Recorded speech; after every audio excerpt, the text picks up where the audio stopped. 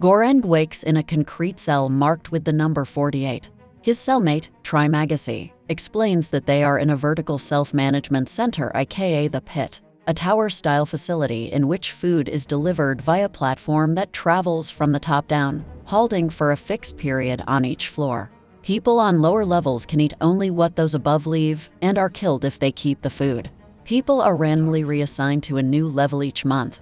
Each resident is allowed to bring one item in, Goreng choosing a copy of Don Quixote, and Trimagasi a self-sharpening knife. Trimagasi reveals that when assigned to level 132, he and his former cellmate cannibalized a resident who had fallen down the shaft. One day, a bloodied woman named Miharu rides down on the platform. Trimagasi explains that she descends the pit every month searching for her child. It is revealed that Goreng volunteered to spend 6 months in the facility in exchange for a diploma, while Trimagasi is serving a year-long sentence for manslaughter. Over the first month, they become friends, but on the day of the room shuffle, Goreng wakes up tied to his bed. They have been reassigned to level 171, where the platform is expected to be empty of food when it arrives. Trimagasi explains that he plans to cut strips of Goreng's flesh to sustain them both.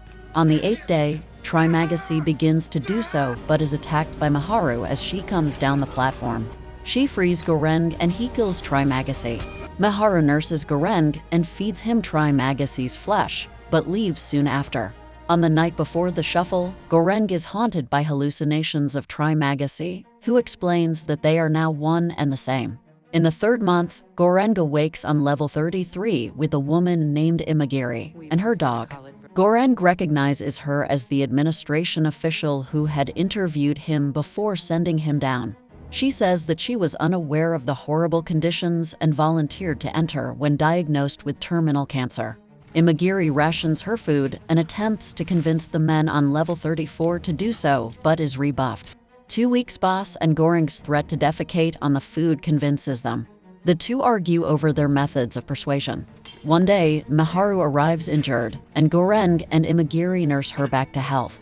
Goreng mentions Miharu's search for her child to Imoguiri, but Imoguiri says that children under 16 are not allowed into the facility. She also claims there are 200 levels in total. Goreng awakens the following month on level 202 to find that Imoguiri has hanged herself. Goreng eats her flesh to survive while plagued with hallucinations of his former cellmates. In the 5th month, Goreng is assigned to level 6. His new cellmate, Bharat, attempts unsuccessfully to escape. Estimating that there are 250 levels, Goreng convinces Bharat to ride the platform down with him and ration the food. One of the prisoners below convinces them to send a symbolic message to the administration by leaving a single dish untouched to panna cotta. As they descend further, they hand out portions to the prisoners, attacking those who refuse to cooperate. On the way, they encounter Miharu being attacked and try to save her, but she is killed and they are left severely injured. Goreng and Bharat continue to descend, eventually reaching level 333 where the platform stops. Goreng notices a child, Miharu's daughter, hiding under the bed.